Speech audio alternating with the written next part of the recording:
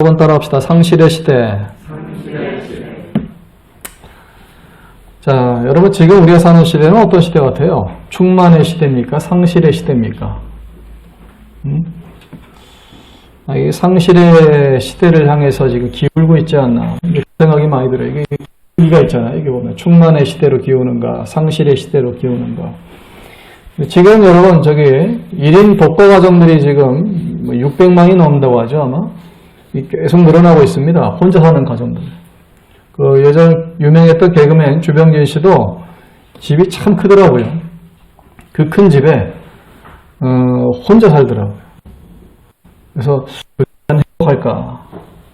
저 넓은 집에, 저 좋은 집에 가족들과 함께 여러 사람이 같이 공유하면서 그렇게 살 수 있으면 더 행복할 텐데 이게 과연 행복할까? 돈은 많이 벌었지만 어찌 보면 그 사람도 상실의 시대에 한 시민일 수 있습니다. 상실의 시대. 그 상실의 시대를 이제 어떤 이유 때문에 이제 이런 시대가 오게 되느냐라고 말씀드리면 오늘 성경 말씀이 나와 있어요. 28절에 뭐라고 되어 있습니까? 여러분, 또한 저희가 마음에 누구 두기를 싫어하며? 네, 마음에 하나님 두기를 싫어하며. 이게 상실의 시대예요, 여러분. 내 마음에 하나님 두기를 싫어하는 시대가 바로 상실의 시대가 되는 것입니다. 그래서 여러 가지로 이제 잃게 돼요. 어떤 문화적인 영감도 사라지고, 그래서 굉장히 좀 말초적인 그런 문화들만 생겨납니다. 그래서 자주 보게 되면 정신건강에 해로운 것들, 그런 걸 문화랍시고 이제 유행이 번지게 되는 것이죠. 상실의 시대예요. 그 상실하면은 내 속에 하나님께서 떠나시고 안 계시고 빈집이 되면, 우리는 이제 빈집이에요, 여러분. 예수님 말씀 따르면은 너희의 몸은 이제 거룩한 성전이라고 했잖아요. 성전이란 얘기는 하나님이 내 안에 계실 때, 내 마음에 하나님을 모실 때의 성전이 되는 것이지, 하나님이 이 마음에 계시지 않으면은 이제 빈집이 됩니다. 주인이 관리하지 않은 집이 어떻게 되는지 아시죠, 여러분? 폐가가 어떻던가요? 집이 금세 허물어져 가지 않습니까? 온갖 벌레들로, 또 쥐, 바퀴벌레 막 들끓지 않습니까? 해충들로. 똑같아요. 하나님이 내 마음에 계시면서 내 마음을 청소해 주시고 부지런히 쓸고 닦고 관리해 주시고 수리해 주시고 그러면 마음이 건강한 사람이 되지만, 하나님이 안 계시면 이 마음은요, 내 몸은 빈집이 됩니다. 그래가지고 그 빈집을 누가 채우느냐, 이게 나오는 거예요. 바로 29절 말씀에 곧 모든 불의함들이 채워지게 된다고 그랬어요. 모든 악덕함들이 채워진다고 그랬어요. 그래서 이거를 우리 스스로는 방어할 수가 없어요. 왜? 빈집이기 때문에. 내 몸에 들어오는 바이러스도 우리가 차단하기가 힘든데 하물며 영적인 세력들을 우리가 차단할 수 있겠어요? 쉽지 않습니다, 여러분. 그래서 이 코로나 바이러스도 이렇게 방역하기가 힘든데 하물며 사탄이 우리에게 보내는 그 어둠의 영들을 우리가 어떻게 이거를 막아낼 수 있을까? 참 어려운 거죠. 그래서 하나님을 상실한 집은 빈집이라. 그 빈집에는 이런 상실의 악한 세력들이 들어오게 된다. 그리고 차지하게 된다. 이 상실의 시대라는 작품도 있습니다. 소설 작품 중에. 그 일본 소설가 유명한 사람이 있죠. 하루키. 무라카미 하루키가 이 상실의 시대라는 작품을 썼어요. 이 작품의 내용은 뭐냐면 20대, 일본의 20대 아이들이 겪는 상실감을 써놓은 거예요. 그래서 그 내용인즉슨 주로 삼각관계예요. 보통 교제하다 보면 삼각관계에 빠지는 경우들이 있잖아요. 아주 힘들어지죠. 한 사람을 두고 두 사람이 사랑관계에 빠지게 되면은 이게 참 그것도 친한 사이끼리, 서로 지인끼리 이 삼각관계에 빠지면은 참 인생이 힘들어집니다. 사랑했는데 나는 사랑을 줬는데 그 사랑을 받을 수 없으니까 상실감이 빠지게 되고, 그리고 그 상실감 속에서 누군가는 자살하게 되고, 그래서 하루키 작품 보면 자살하는 사람이 많이 나와요. 그래서 상실의 시대라는 작품에서도 그 주인공의 와타나베의 그 주인공 중에서, 주인공 주변 인물들 중에서 3명이나 자살합니다. 계속 상실. 그래서 가수 김광석 씨도 왜 자살을 했겠어요? 뭔가 상실감이 있었기 때문에 자살하지 않았겠어요? 이렇게 우리가 볼 때 사회적으로 성공한 사람인 것 같지만은 하나님이 안 계시면 상실의 시대를 살아가는 한 사람에 불과합니다. 그래서 가장 중요한 건 뭐냐? 내 안부터 든든히 채워야 된다. 할렐루야. 집안에 무슨 세간살이 남의 집에 뭐 세탁기 바꿨다는데 우리 집은 왜 이렇게 너덜너덜한 세탁기 쓰지? 괜찮아요. 돌아가면 돼. 그 세탁기가 중요한 게 아니고, 세탁기가 뭐 구식이라서 상실이 아니고, 집이 좀 좁다고 해서 상실이 아니고, 진짜 상실은 뭐냐? 하나님이 안 계시는 거예요. 그게 그 집이 빈집이란 얘기예요. 그래서 빈집은 위험합니다, 여러분. 다 누구나 들어와서 주워갈 수 있고 누구나 들어와서 주인 행사할 수 있어요. 그게 빈집이에요. 그래서 빈집이 왜 위험한지 아세요? 가족도 마찬가지예요. 이거 내 자식들, 아들, 딸, 내 자식이야, 내 아들이야, 내 딸이야. 웃기는 소리입니다, 여러분. 빈집이에요. 하나님이 안 계시는 집은 빈집이에요. 그 자식 누구나 채갑니다. 그 영혼을 도적질해갑니다. 내 가족이라고 호적상에는 내 가족으로 더 올라와 있죠. 그러나 실제로 사는 모습을 보세요. 가족이 아니에요. 마음이 천길 떨어져 있어요. 천리 밖으로 떨어져 있어요. 마음들이. 아니 이웃만도 못해요. 서로 왼수지간으로 지내는 사람도 있어요. 하나님을 상실하면 소중한 걸 잃어버립니다. 이걸 몰라요, 여러분. 하나님 상실이 얼마나 위험한지 모르는 거예요. 그래서 여러분 저기 몇 해 전에 개그우먼 박지선 씨가 자살을 해서 좀 놀랐습니다. 저도 사실 그 기사를 보고 좀 많이 놀랐어요. 개그맨 중에서 똑똑했죠. 고려대 출신이고 그리고 또 뭐 매사 생활이 또 건실했고 또 주위 개그맨들하고 인간관계도 잘 맺어가는 사람이었고 그런데 혼자 자살한 게 아니고 엄마도 같이 자살했더라고요. 그래서 엄마와 딸이 같이 자살을 했어요. 근데 엄마가 써놓은 유서에 그런 글이 있더랍니다. 우리 딸이 햇빛 알러지가 너무 심해가지고 그것 때문에 스트레스가 너무 컸다.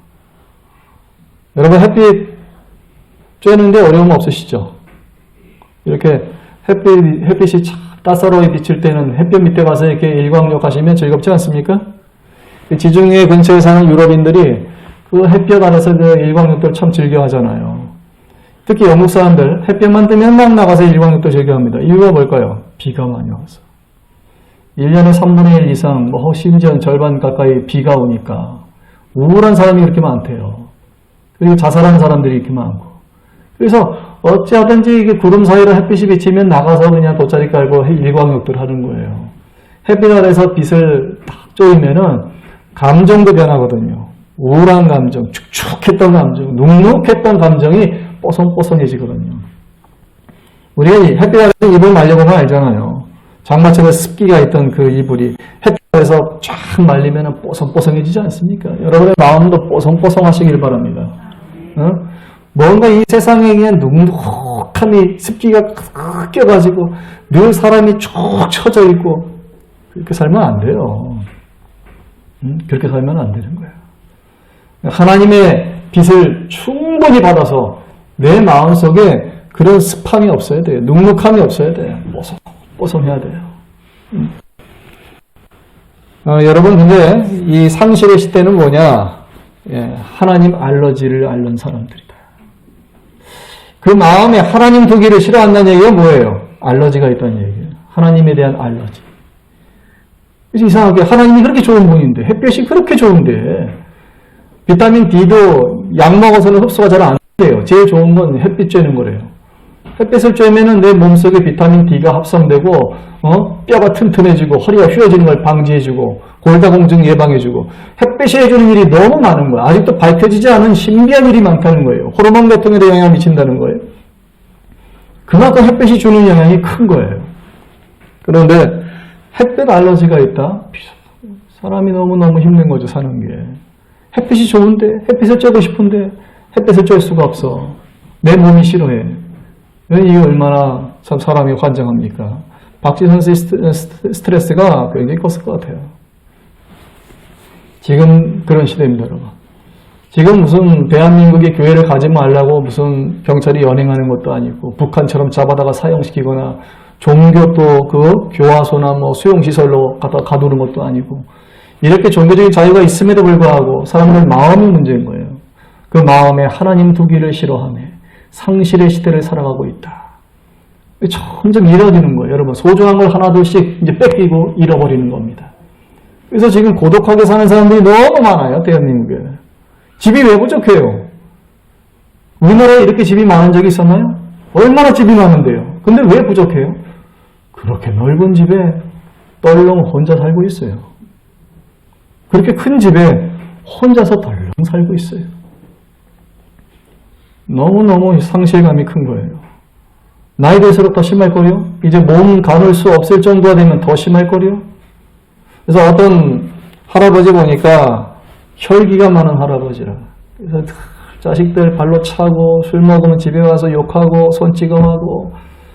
그러니까 오죽하면은 그 자식들도 다 떠났어요. 혈기가 너무 그냥 참 견딜 수 없을 정도로 혈기를 부리니까. 나중에 보니까 이 할아버지가 아파트 큰 데서 혼자 살고 있는데, 넓은 아파트에서 혼자 살고 있어요, 이 노인네가. 혈기 남아가지고. 근데 수포 갔다 올 기력도 없어요, 이제는. 예? 수포를 가서 뭐라도 사와야 요기를 할 텐데, 수포에 걸어갈 힘도 없는 거예요. 못 가니까 통장에 와서 요양병원 가시라고, 요양원 가시라고. 근데 누가 보냈는 줄 아세요? 결국엔 그 아들, 딸, 그 가족들이 와서 설득을 하니까 가더라고요. 설득을 왜 했냐? 그 아버지가 드디어 무너진 거예요. 뭐라고 무너졌냐고 하니, 나 좀 요양원 보내줘 하면서 마지막 부탁을 하는 겁니다. 진작 화해를 했으면, 진작 그 혈기를 죽였으면 가족들과 더불어서 행복하게 잘 살 수 있잖아요. 도대체 그 완악함, 그 악독함은 어디서 온 거길래? 어디서 온 거예요, 여러분? 상실의 시대예요, 바로.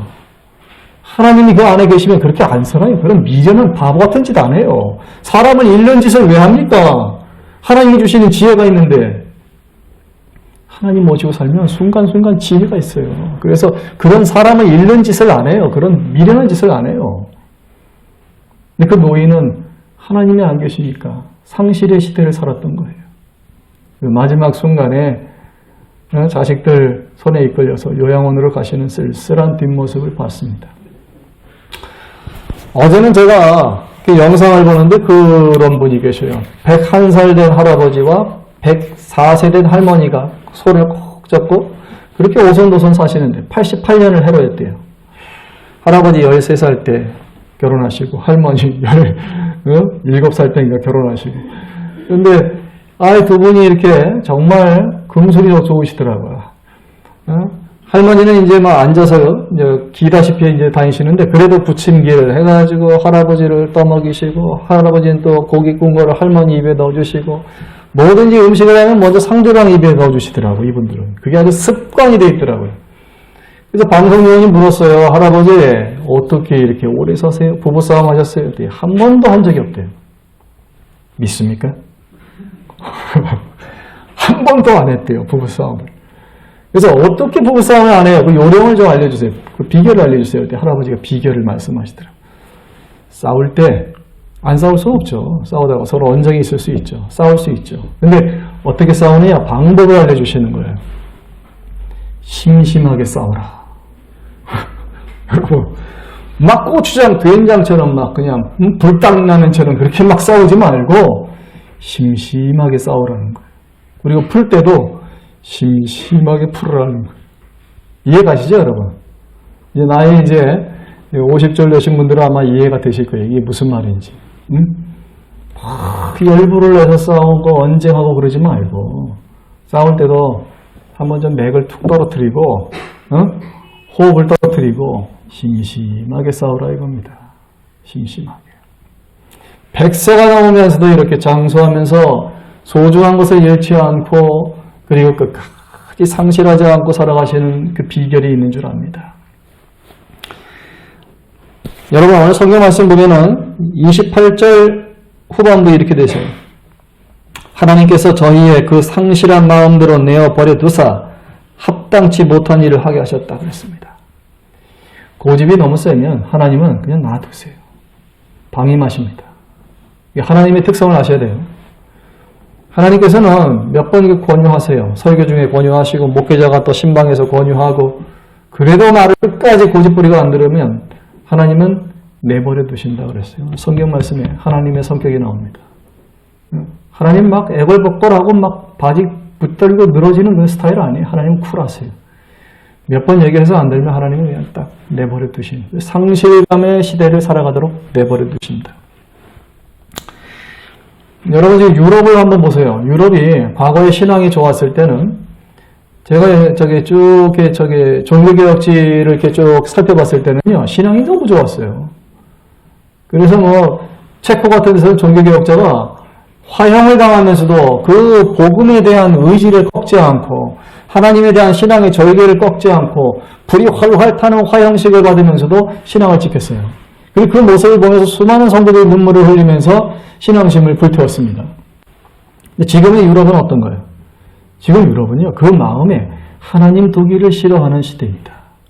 상실의 시대를 살고 있어요. 오죽하면 프랑스에도 지금 이슬람교도가 600만이 넘어가고 있고, 영국 지금 500만이 넘어가고 있고, 그리고 교회에 출석하는 성도 수는 갈수록 줄어들고 있고, 빈 교회는 늘어나고 있고, 여러분 교회의 고령화, 노쇠화, 공동화, 즉 교회가 빈다는 얘기죠. 교회가 문을 닫는다는 얘기죠. 그런 일이 지금 유럽에서는요, 지금 날이 갈수록 지금 심각해지고 있습니다. 하나님을 두지 않으니까 어떤 일이 벌어집니까? 코로나 백신 맞는 거 가지고 국민들끼리 싸우고 있습니다. 우리나라는 지금 백신 접종률을 보니까 지금 78%인가 그렇습니다. 근데 영국 같은 경우에는 우리보다 10%가 떨어져요. 68%. 미국은 그보다 10%가 더 떨어져. 58%. 여러분, 합의가 안 되는 거예요. 합의가 되질 않고 남에게 피해를 준다고 해도 내가 싫으면 그만이라는 거예요. 이게 뭡니까 여러분? 지독한 개인주의입니다. 그 마음에 하나님 두기를 싫어하면 내가 하나님 돼서 내가 판단하고 내가 결정하는 거예요. 내 고집 내가 부리는 거예요. 내가 하고 싶다는데 누구도 터치하지 말라는 거예요. 왜? 애기다 보면 그럴 때 있잖아요. 방문 탁 닫아버리고 잠가버리고 엄마 아빠랑 대화 안 하려고 하고 고집 피우잖아요. 그게 바로 선악과의 독성이 나타나는 거거든요. 내 인생이니까 간섭하지 말라고. 내 마음대로 살 거라고. 아니, 그러면 저기 무인도를 가야죠. 그렇게 살려면. 뭐하러 아스팔트 밟고 다녀요?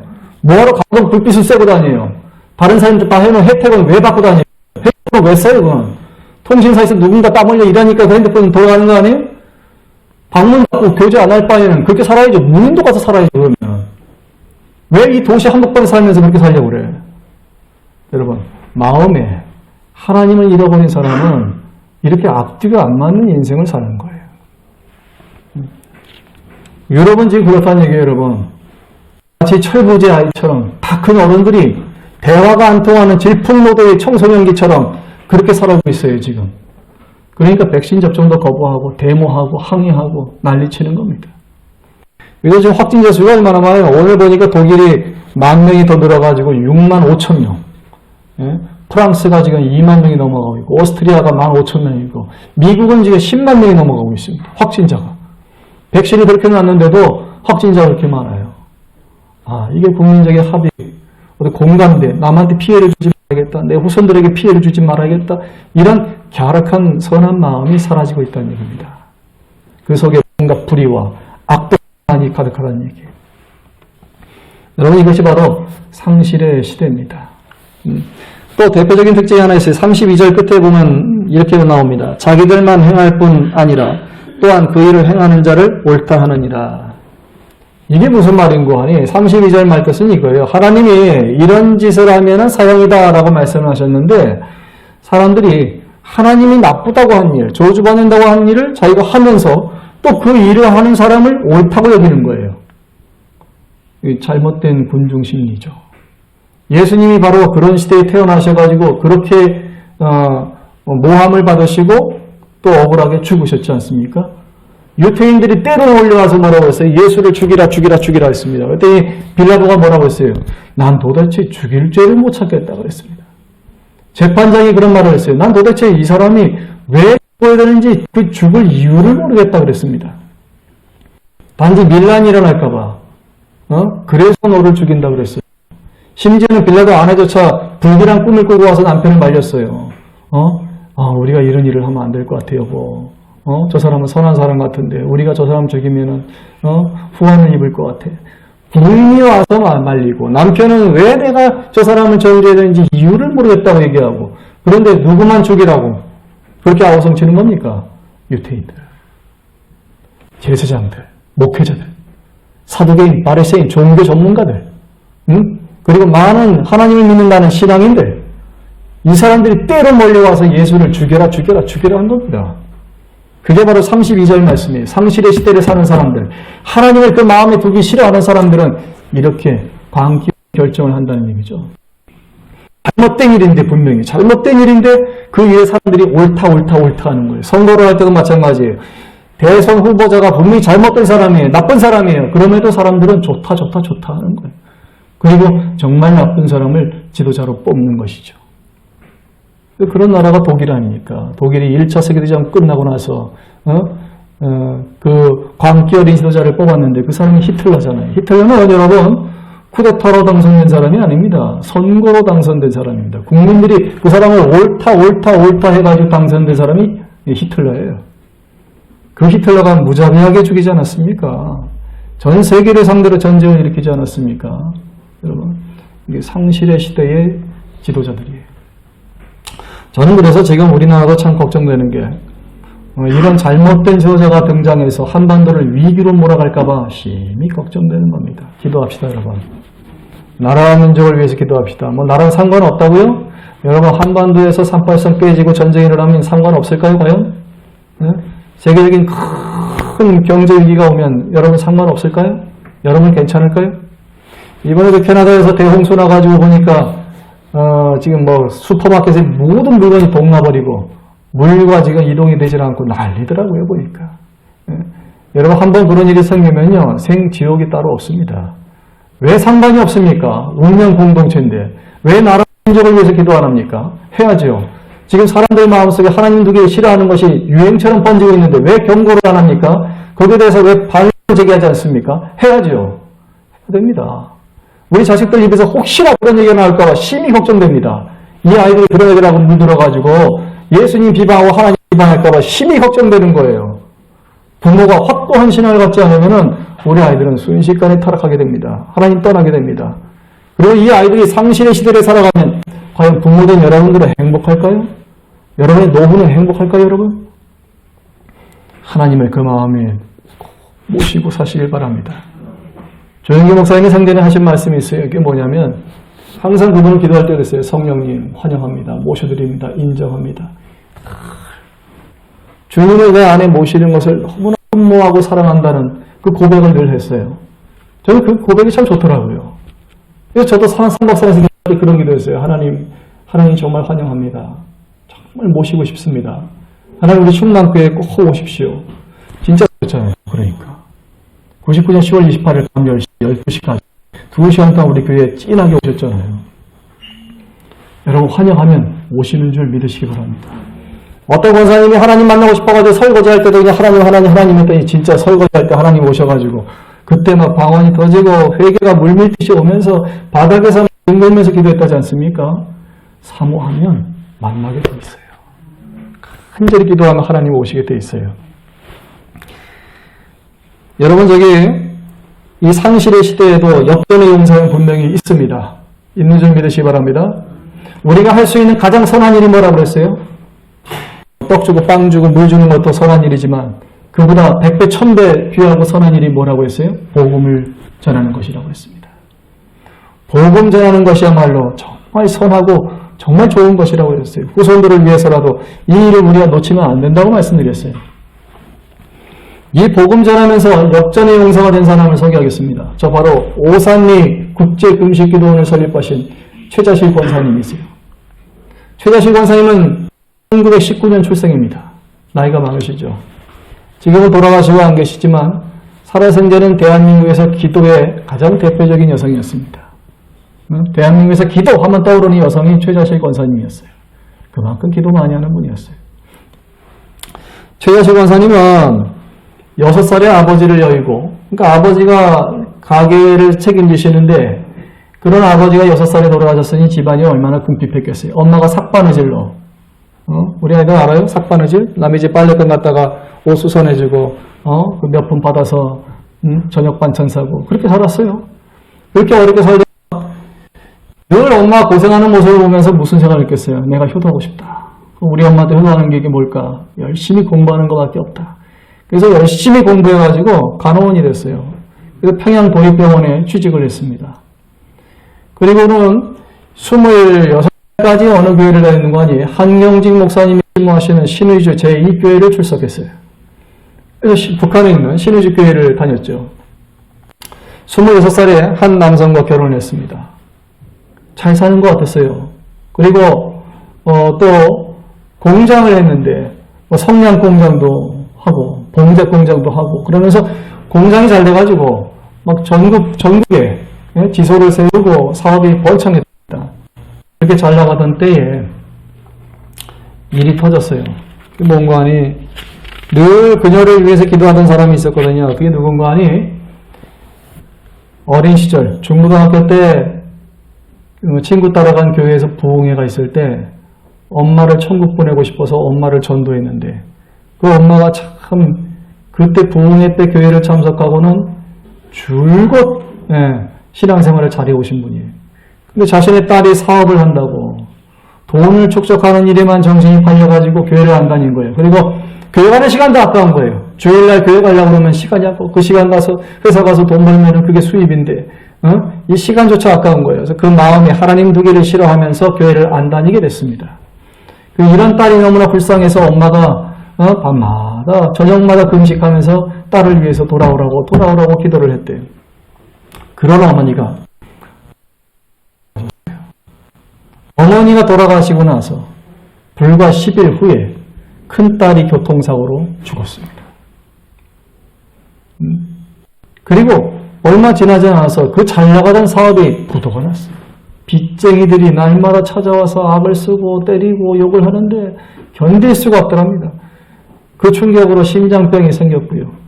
그리고 가세가 기울면서 남편하고 불화가 생기면서 가정 불화까지 일어나게 되고 도저히 못 살겠더래요.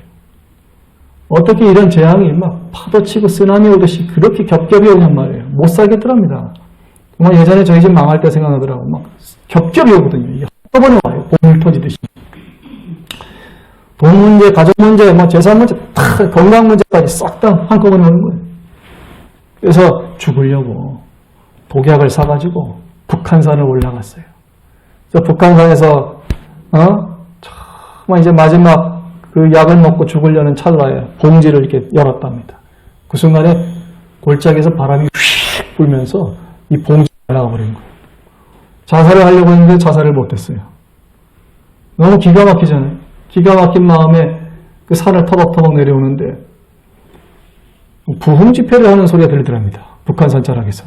그 어딘가 하고 가봤더니 천막교회에서 하고 있는데 자신이 중학교 때 참석했던 친구 번역에 참석했던 그 부흥회에 오신 강사님 이성봉 목사님이 그 북한산 자락에서 부흥회를 하고 있더래요.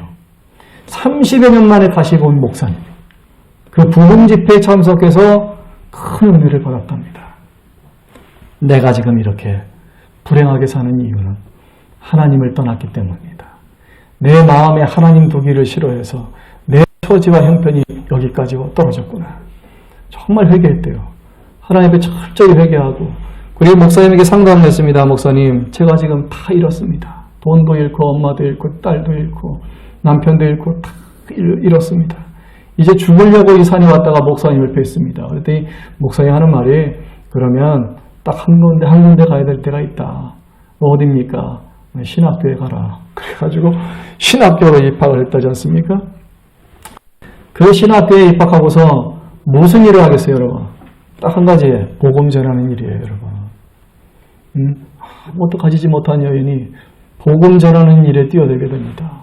그리고 이 은평구, 불광동, 정말 서울에서 가장 못 사는 사람들이 모여드는 이 불광동에 가서 그 판잣집 아이들, 길에 버려진 아이들이죠.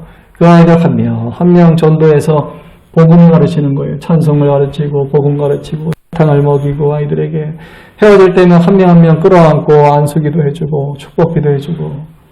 그렇게 해서 애들이 60명을 넘어서서 70명까지 이를 때 천막을 갖다가 누더기 천막교회를 세운 겁니다. 그리고 5명이 개척 멤버가 돼서 예배를 드렸어요. 조용기 전도사, 최자실 권사, 그리고 아들 하나, 딸 하나, 그리고 비를 피해서 우연히 들어온 할머니 한 분. 이렇게 5명. 그 5명이 궁상맞게 참 서로 의지할 데 없는 그 식구들이 5명이 모여가지고 뭘로 일어난 거예요, 여러분? 복음으로 일어났다 이 말입니다. 복음으로. 하나님을 상실하고 살았을 때는 이렇게까지 떨어졌지만 이제 시작인 거예요. 하나님을 내 마음에 모셔드리고 환영하고 모시고 인정하고 주님과 동행하면서 그 하나님과 함께 인생을 다시 시작한 거예요. 그래서 제가 말씀드리잖아요. 바로 여의도처럼 큰 집을 지었다고. 불광동 천막과 누더기 교회에서 시작해가지고 여의도에 큰 집을 지었다고 말씀드리지 않습니까? 그래서 의심나면은 불광동 갔다가 저쪽 갔다 해보시라고. 하나님이 어떠신 분인지, 하나님이 얼마나 살아서 역사하는 분인지 눈으로 확인할 수 있으니까요. 저와 여러분이요. 지금이 참 위험한 때라고 저는 봅니다. 상실의 시대를 지금 살아가고 있습니다. 우리나라가 하나님을 떠나보내면 어떤 일이 벌어질까요, 여러분? 이제 나머지 하나는 전쟁밖에 없습니다. 그래서 이 땅에서 다시는 그런 전쟁이 일어나면 안 되죠. 우리가 동방의 예루살렘인데 일어나야죠. 동방의 예루살렘인데 하나님 없으면 되겠습니까? 우리 마음에 하나님 두기를 정말 기뻐하는 우리 교회 되기를 바랍니다. 세상 유행 따라가지 말고 오히려 세상이 이럴수록 더 우리가 복음으로 이웃을 전도하는 데 최선을 다하는 저와 여러분 되시기를 이 아침에 축원합니다. 과거에 잃어버렸던 것, 상실감 이제는 여러분 극복할 수 있습니다. 하나님 안에서 다 극복할 수 있어요. 하나님이 그 잃어버렸던 것 몇 배로 30배, 60배, 100배, 1000배라고 그랬습니다. 하나님이 넘치게 채워주실 줄로 믿습니다.